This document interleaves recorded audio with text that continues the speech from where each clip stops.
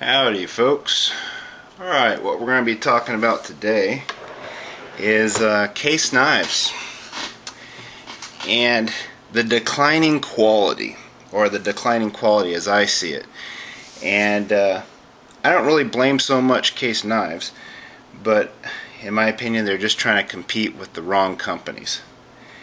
I've got a selection of knives out here. All case knives. I'm not going to compare it to other brands. I'm just going to stick to Case and how their quality has declined over the years, or their cost cutting. And when a company does this, I believe it's for a quick profit. I believe it's a quick fix in order for them to compete with the overseas market. And basically, once a company starts sacrificing their quality, I believe it's the beginning of the end. And we're starting to see that with case knives. It's a sad thing to see, but companies like Great Eastern, GEC, Queen have not sacrificed quality, and their companies are still going strong. Now, Case is showing some progress lately, and I'll show you how I feel they have. So let's just get on, because I only got 10 minutes to do this. There will not be a part 2. So, real quick, let's just start from the beginning. One of the older knives I have is a Case tested. Okay, this knife was produced from the 1920s to 1940. Okay, it's an older knife. The shields on these are pinned. Alright, you have nickel silver rivets also, pins, whatnot. You have little things like areas that are cut out so you can stick your thumb in there. You have a real nice snap. Everything fits perfectly. You got no gap. You have no gaps here. It's all been hand finished, just like they still are now. They're still hand finished now.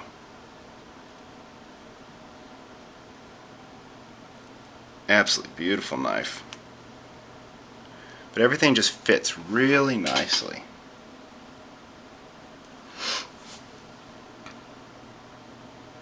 You've got also a swedge here. A very nice swedge, cut very nicely. You will not see that on any of their production knives now, unless you're willing to pay a premium price of $200 to $300 to go to the Tony Bose series, which these are premium knives. Premium.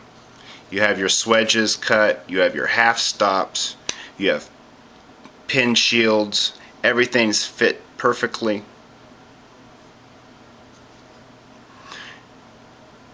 Your liners are recessed so it doesn't scratch your tang stamp.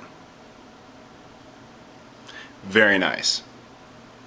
I've had 3 of these. I've only had problems with one, and I sent it back to Case for them to fix it. Because for $300, I expect perfection. So Case knows the corners they're cutting. They know what they're doing. And in order to have a knife like the old days, you're going to pay $300 for it. Now, they're not going to say that out loud, but that's basically what they're doing. Now, you also have a step up these days. Here's a modern Case knife. This is a Case Select. It has the nickel silver pins. Alright, no shield on this particular model. And the nickel silver liners, okay, just like the older models. Now, some of the older models didn't. This is more of a dressy type knife. The fit and finish of this is better than your average Case knife. Okay, it's got a nice snap to it. But again, it's a Case Select, and you're going to pay a premium price for this in the $80 range. Now here's your average case knife. I wanted a fishing knife. I went through 4 of these, and I continually returned them to case until I got one I felt was not substandard. And that's unsat. And you still have a gap here. There's no half stop. The back spring on these, on the newer knives, is so weak you don't even get a snap. It's so weak that I feel uncomfortable even using this. There's absolutely no retention there, hardly at all. It's almost like a friction folder. It just feels lighter and less finished than the older knives. Everything's glued on. This will eventually fall off, just like all the newer case knives. If I used this one, and this one was made in the 90s, this is a beautiful knife. But then they glue the shield on. That will fall off eventually. Being in your pocket, using it, it's going to fall off, and then you got a big hole in your pocket knife. I don't like that. It doesn't look good. I got this one from a member at AAPK, so that means it was hand selected by him, and he didn't send me junk. He didn't send me something that is rubbing. But I can guarantee that if I bought this knife from Case, 50% of these are going to rub and have marks all over the blade, or it's not going to sit centered like this one. So every once in a while you will get a knife that has the fit and finish of the older models, but rarely. Here's another one that's beautiful, that was hand selected for me. This is a newer case knife, but again, this is 1 out of 100 being this beautiful.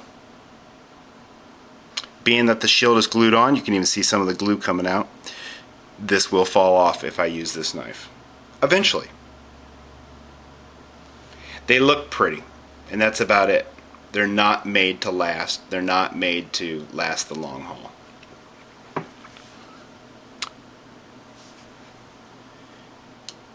And we have a Case Trappers here. These are beautiful knives. Now these were made in the 70s.